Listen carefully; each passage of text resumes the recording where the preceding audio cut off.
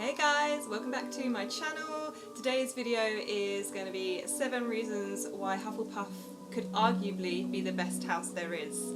I am a Hufflepuff and proud, as you probably can already tell. I've been joined in this video by Fern, my kitten. She's not so much a kitten now, but I can pretend. So we're going to be talking today about the 7 reasons why Hufflepuff House is arguably the best house there is. I was sorted on the Pottermore website a few years ago into Hufflepuff. Now, when I initially took the test, I wasn't really sure what house I would be sorted into. I felt that I didn't really fit Gryffindor, and I felt like I didn't fit Slytherin. So I had the feeling it would be either Ravenclaw or Hufflepuff, but I wasn't really sure, and let's be honest, that in itself probably meant that I got put into Hufflepuff because that's kind of our jam. So I was sorted into Hufflepuff, and I was a bit, I won't lie, I was a bit disappointed.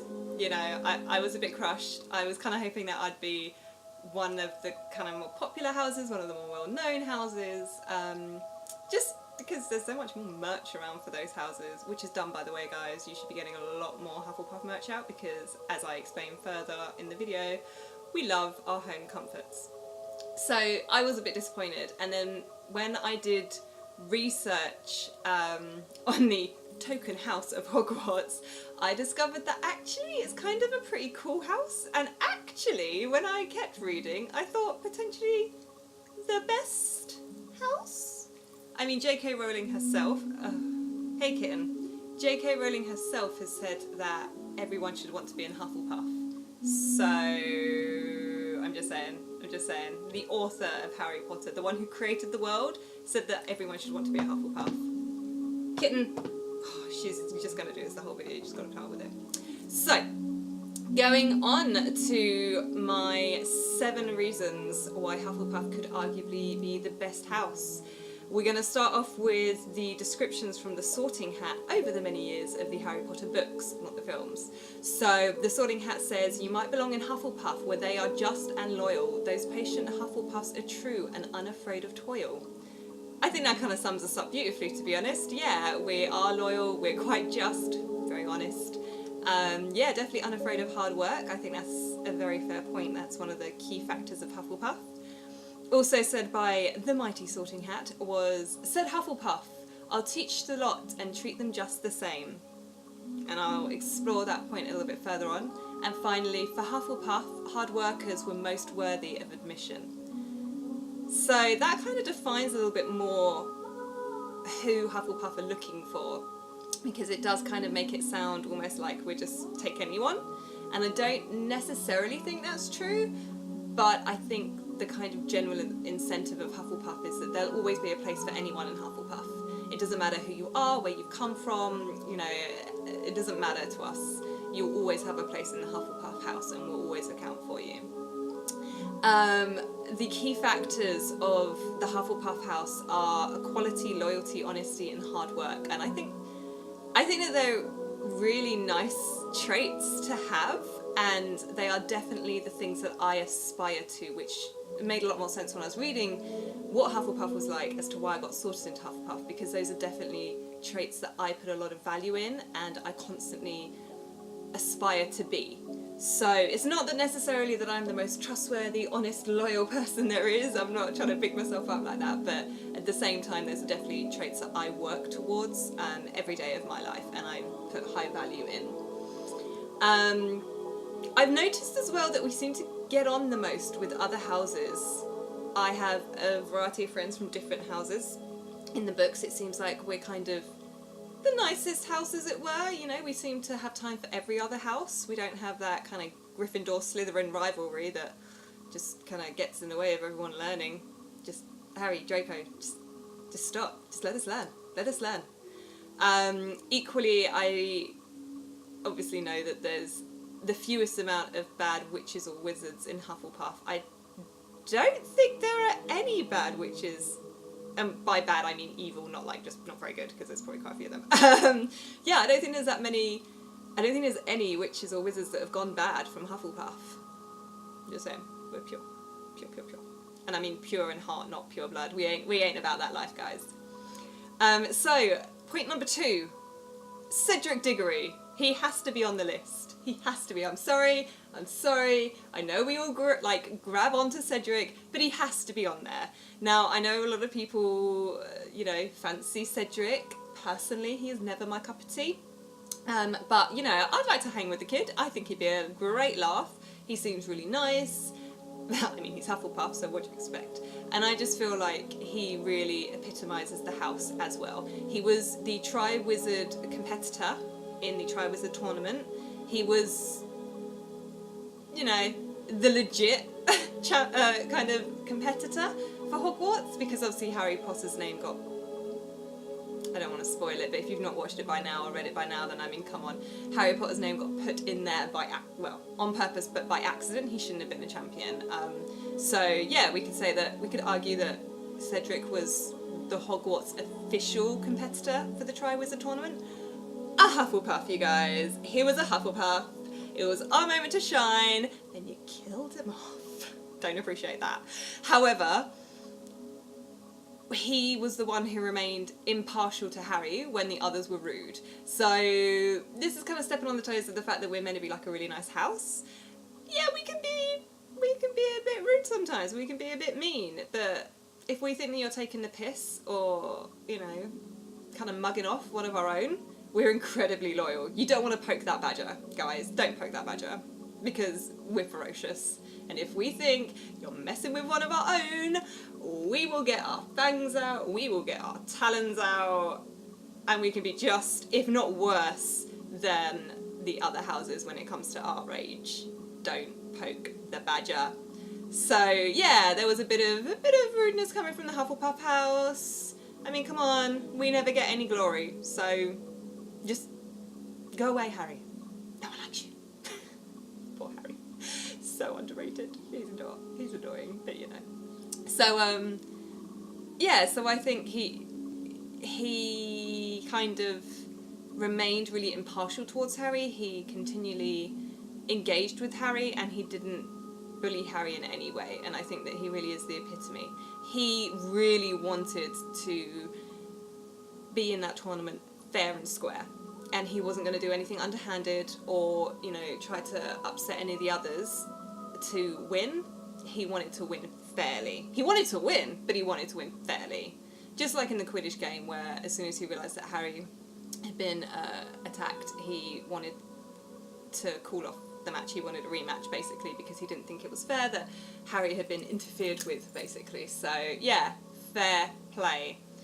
When Dumbledore is describing Cedric after he sadly passes to the netherworld, Dumbledore describes him as a person who exemplified many of the qualities which distinguish Hufflepuff House: good and a loyal friend, a hard worker, he valued fair play. So basically everything I just said. And also a boy who was good and kind and brave. And I think bravery is really tied in with Gryffindor House, but I feel like Hufflepuff equally can be as brave. I think there's different reasons for the bravery. I think Gryffindor tend to be brave. It comes naturally to them, but it comes to them because they're inherently going to be brave and stand up for everything. I feel like Hufflepuff, as with everything, we have to work hard to be brave. We might not inherently be brave, but we will do what is required of us if it's the right thing and the good thing to do. We will always stand up for the right thing. When Cedric died, final point on this, guys, when Cedric died, everyone in that hall stood up and raised the glass to his memory. Did they do that with Harry?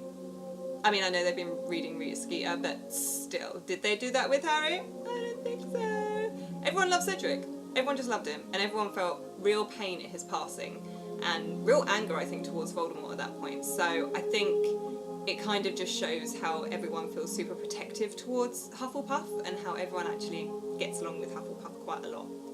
So point 3, herbology. So typically Hufflepuffs really excel in herbology. We're meant to kind of be the best at herbology.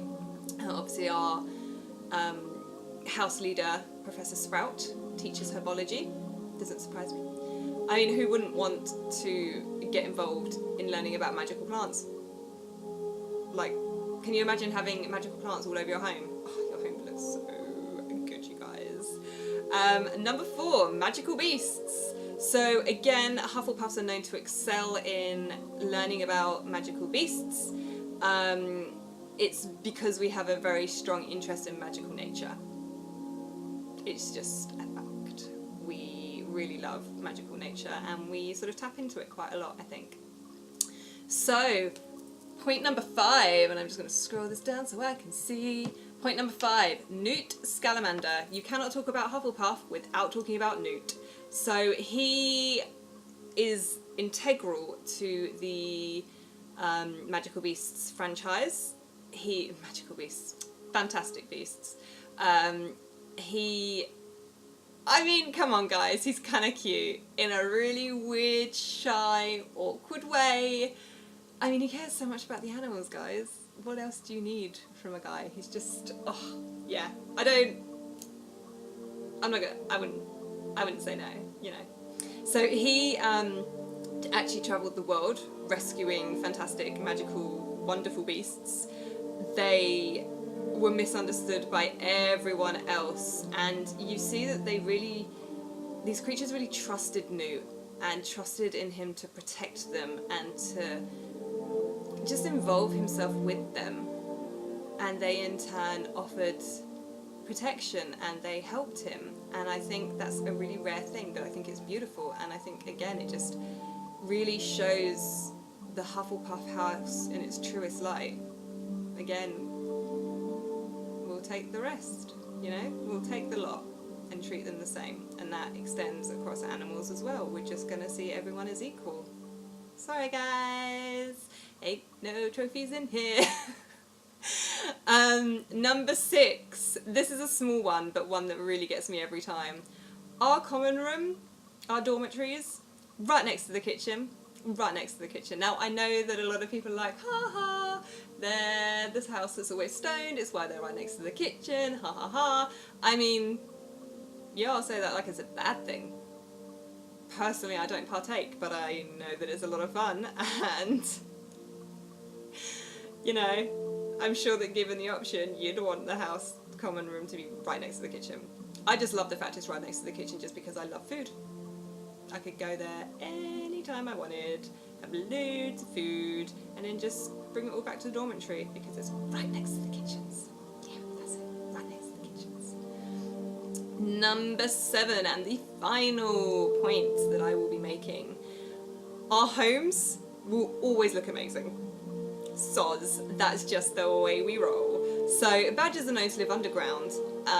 The common room was never entered in the books, which was kind of a shame. I almost hoped that in the film somehow, maybe through a flashback, they could enter the Hufflepuff common rooms, because I'd love to see it on the screen. I just think, I mean, there's some really beautiful artwork of it online, which I guess quells my need, but just, it just looks so, so beautiful, and I would absolutely love to go there. And it's very Hobbit-like for you Tolkien fans. It is very Hobbit-like. They've got round doors, round windows, it's incredibly homely and comfortable, and hobbits also really appreciate home comforts as well. And I think that it just, again, really epitomises that kind of, that need that Hufflepuffs have to really create a space that's safe for everyone and keep everyone safe and feeling comfortable and at home. It really just shows this need that Hufflepuff have to make everyone happy and everyone feel relaxed, and I think it surpasses all need of regency or to look impressive or imposing. Some of the common rooms don't sound particularly comfortable, I must say, maybe a bit cold, and you just know that the Hufflepuff house common room will either be super toasty and warm, or the windows will be open in summer. The breeze will be coming through, you'll be able to smell daffodils and bluebells. I just want to live there, guys. I spend my life trying to make my house like a Hufflepuff common room, because then I'll know I've succeeded in life. So, yeah, if you ever need a break from reality, from the stresses of the outside world, from any turbulent pastimes that you're having, find yourself a Hufflepuff friend. We're loyal, we're fiercely brave, just quietly, and we will always be here for you to accept you into our homes, our cosy little hobbit homes, with a nice cup of tea and an ear to listen. And that is why I think Hufflepuff could potentially be the best Hogwarts house. Come fight me in the comments, guys! I hope that you enjoyed this video. I have a lot of Hufflepuff pride, but in true Hufflepuff nature, if you don't agree, let's talk about it, guys. Let's have a chat. Let's discuss why. I love each house individually for different traits. Like I said, I have many friends who are in different houses. They're all super protective of me, especially the Slytherins. And I love discussing it. So come at me in the comments, guys. Come chat to me and let's talk about it. And then you'll all come to realise that Hufflepuff is the best. Okay, like, comment, subscribe. Bye, guys!